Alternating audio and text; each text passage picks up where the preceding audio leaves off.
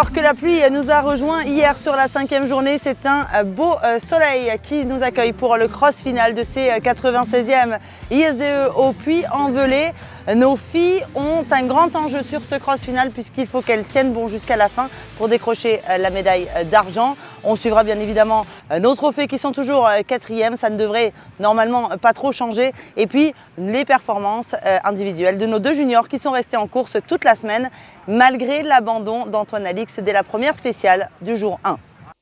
Cette année, les organisateurs ont préparé le cross final sur le site du paddock à l'aérodrome de Loud. Une belle prairie avec de superbes virages relevés pour une dernière journée qui a regroupé énormément de spectateurs. Ils étaient près de 10 000. Et on commence par les juniors qui avaient forcément à cœur de bien finir cette semaine devant leur public. Si Luc Fargier n'est pas très friand de cet exercice, Zach Pichon, après avoir remporté les 5 journées d'enduro, avait pour but de s'imposer sur le cross final. Parti 3e, c'est à la 4e position qu'il terminera ses 6 jours après de belles passes d'armes durant la course. De son côté, Luc Fargier a assuré sur le cross final, il termine 19e.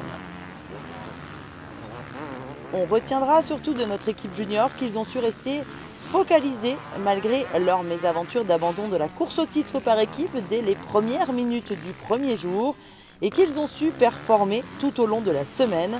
Ces ISDE resteront comme un apprentissage pour nos juniors.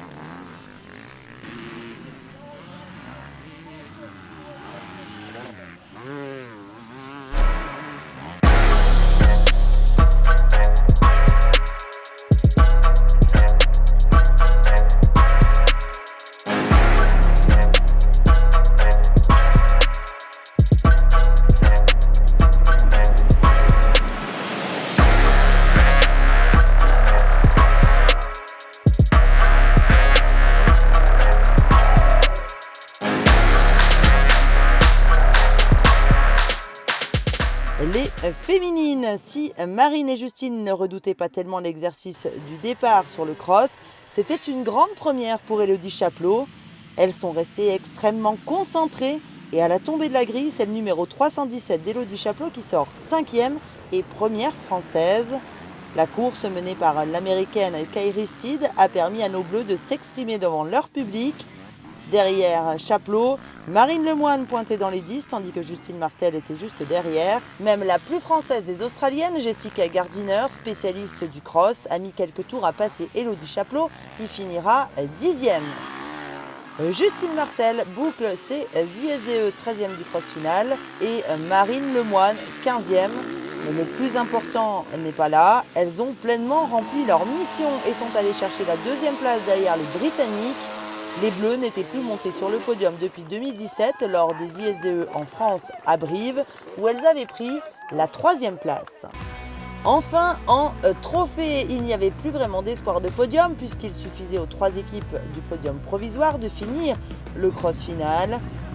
Les 4 pilotes trophées de l'équipe de France sont partis dans la dernière manche qui regroupait les meilleurs concurrents World Trophy de cette édition.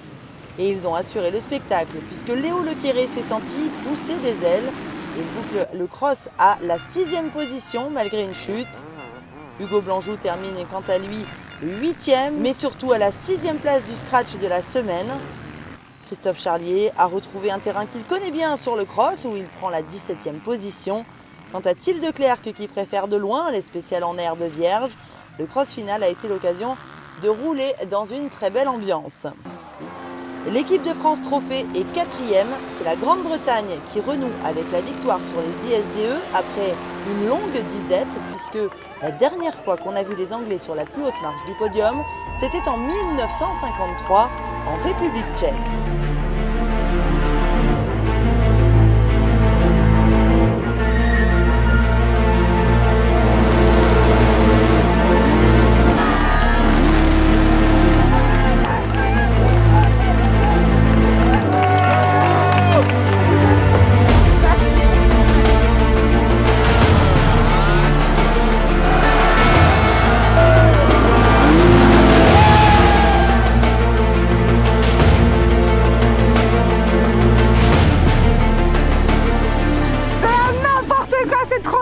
Je crois qu'on a vécu un magnifique enduro, surtout des ISDE absolument exceptionnels avec des spéciales de rêve, 5 spéciales par jour, des parcours de liaison qui étaient tout aussi exceptionnels.